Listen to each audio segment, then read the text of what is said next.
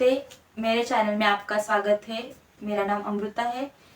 मैं आपको हलसठ की कहानी सुनाने जा रही हूँ। भाद्रपद की कृष्ण पक्ष की षष्ठी को श्री कृष्ण के ज्येष्ठ भ्राता बलराम जी के जन्मोत्सव के रूप में मनाया जाता है।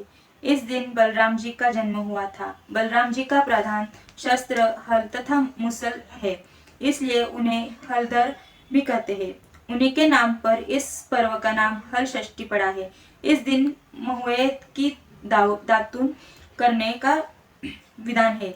इस व्रत में हल द्वारा जुता हुआ फल तथा अन्न का प्रयोग वर्जित है।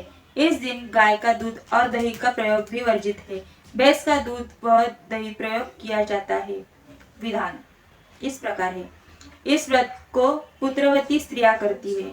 इस दिन प्रातःकाल स्नानादि के पश्चात पृथ्वी को लिपकर एक छोटा सा तालाब बनाया जाता है, जिसमें झरबेरी, पलाश, गुलर की एक एक शाखा बांध कर बनाई गई हर छठ को गाड़ देते हैं और इसकी पूजा की जाती है।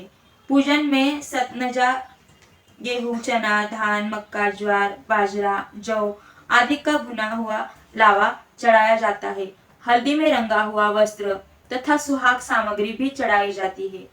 पूजन के बाद निम्न मंत्र में से प्रार्थना करने का विधान है।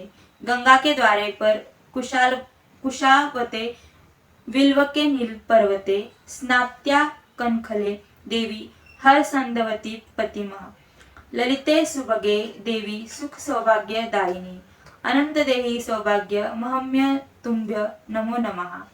हे देवी, अपने गंगा द्वार, कुशावर्त, विल्वक, नील पर्वत और कनखल तीर्थ में स्नान करके भगवान शंकर को पति रूप में प्राप्त किया है।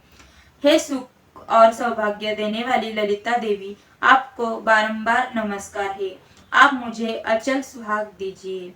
अब कथा का प्रारंभ हो रहा है। कथा। प्राचीन काल में एक गर्भवती ग्वालिन के प्रसव का समय समीप आ गया। उसे प्रसव पीड़ा होने लगी थी।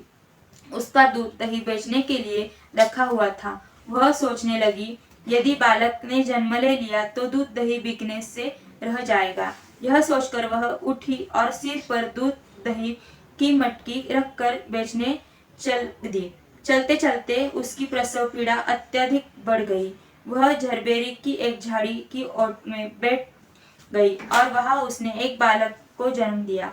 अल्लड़ ग्वालिन ने बालक को कपड़े में लपेटकर वही लिटा दिया और स्वयं मटकियां उठाकर वहां से चल पड़ी। उस दिन हरछठ थी। यद्यपि उसका दूध व दही गाय भैंस का मिला जुला था, पर उसने बेचते समय यही बताया कि यह केवल भैंस का है, इसलिए उसका दूध दही शीघ्र ही बिक गया।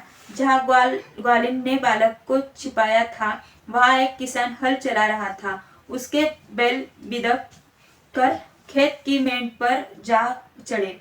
हल की नोक बच्चे के पेट से टकरा जाने से बच्चे का पेट फट गया। किसान ने तत्काल झरबेरी के कांटों से बच्चे के पेट में टाके लगाकर उसे वही पीड़ा रहने दिया। ग्वालिन ने लौटकर बच्चे को मृत पाया। उसने सोचा, यह मेरे पाप का फल है। मैंने आज हर छठ के दिन व्रत करने वाली अनेक स्त्रियों को गाय का दूध दही बेचकर उनका व्रत भंग किया है। उसी का मुझे दंड मिला है कि मेरा बच्चा मर गया। उसने सोचा, मुझे लौटकर अपना पाप स्वीकार कर प्रायश्चित करना चाहिए। ऐसा निश्चय कर वह वहां आई जहां उसने दूध दही बेचा था।